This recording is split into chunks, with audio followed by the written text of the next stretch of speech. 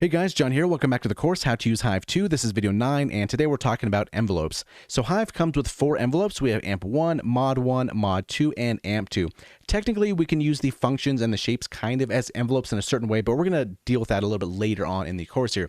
Just keep in mind we have 4 basic envelopes, the AMP1, Mod1, Mod2, and AMP2, which are basically the same, but they're just kind of looking at different sides of the synth. So right now in a net preset, we have our amp envelope here. So basically determining our volume, the output of the first filter. So we can bring our sustain down. So there's no sustain, bring our release down. So we hit note, cuts off pretty quick, or we can have our high release. Have a high release there and kind of change the decay.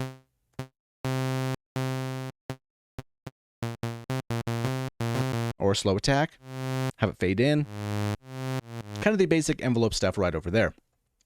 However, if we have this envelope here, this filter getting sent to the next filter, we select filter 1, turn this volume down. Now the output's going to be controlled by AMP2.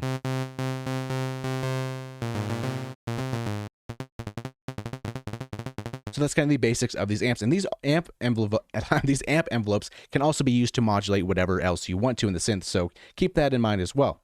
So going back to a new preset, we also have these mods. So these mod envelopes are kind of just general purpose envelopes that are there. But the cool part about them is they're already kind of hardwired into the filters here. So if I bring down our cutoff here, give us some resonance, something like that, we have this knob called mod env. And if I turn this to the right, we can already see we have some cutoff modulation. So let's bring down our sustain, our release, and kind of mess with the decay. And this knob determines the depth. Now, if we want just a little bit here, just give it a little bit amount, we can do something like that, and we can also go into negative territory.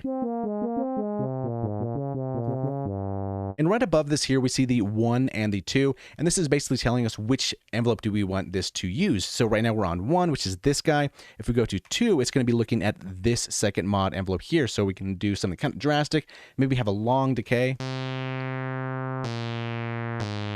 And then switch back to the first one, which is a quick decay right over here. And the same concept applies for the LFO, which we're going to get to in a later video. Just want to let you kind of know that the same thing kind of works here as well. So let's give a good healthy amount of envelope modulations, maybe some more resonance, bring our cutoff down just a bit. So it's very obvious we're modulating something here. And we can see it as well. So looking at this envelope here, on the bottom here, we have this menu called trigger, basically telling us how is this envelope going to work once we fire it. So by default, it's going to come on gate, which basically fires the envelope when you press a key. Kind of the most basic envelope function that we have. Next up, we have one shot. So the main difference between these two, they're kind of similar, but the difference is that one shot makes the decay, or the decay stage always go through. So on our amp here, let's turn up the release here, something kind of healthy like this, and let's go back to gate. So if I hit some notes, some quick notes, the decay phase is going to snap back pretty quick, even though our release is kind of high. However, if we go to one shot and hit a quick note, that decay is always going to go through.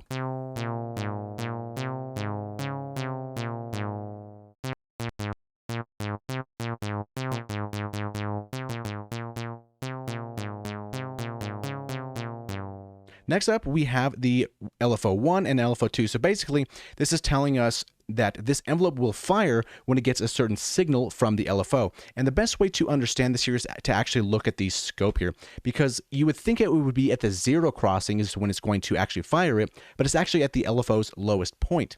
So for example, let's drag in our mod here on the top.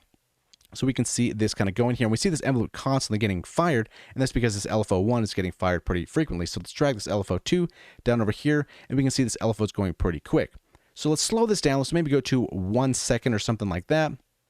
And then we can see that this mod envelope is getting fired every single time this LFO is hitting the lowest point right over there. We kind of zoom in here.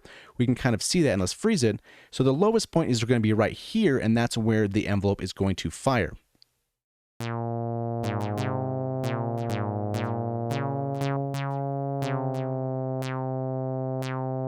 So if we hold down a note, we can kind of just hear that envelope kind of just constantly cycling based on the LFO.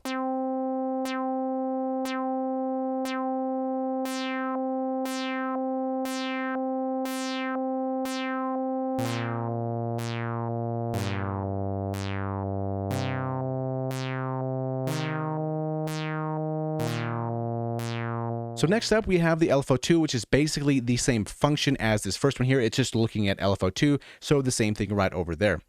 Something else we need to talk about is this velocity here. So let's go to gate over here and let's take a look at this envelope here and kind of see what this is doing. So velocity is going to scale our envelope shape based on how much velocity it has.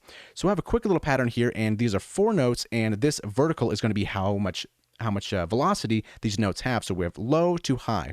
So take a look at this mod envelope and look how it changes the envelope here, and with velocity all the way to the right.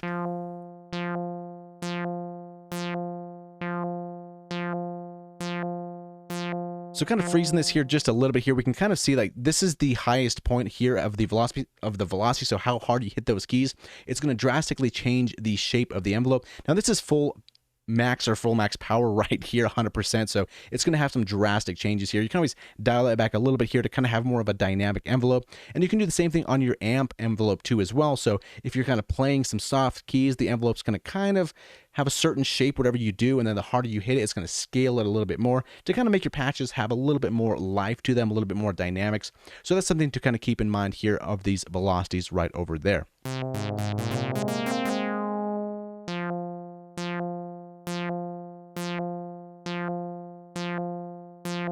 So definitely very interesting over there. Another thing before we let you go that we should point out is that underneath these envelopes here, we have these presets, I guess you would call them. And you can do some interesting things. So if we have an init preset, we have a sawtooth wave, and then we click this here, and let's say we go to a medium pluck. Or we can go to maybe a short pluck. And this is a quick way to get around slow pad.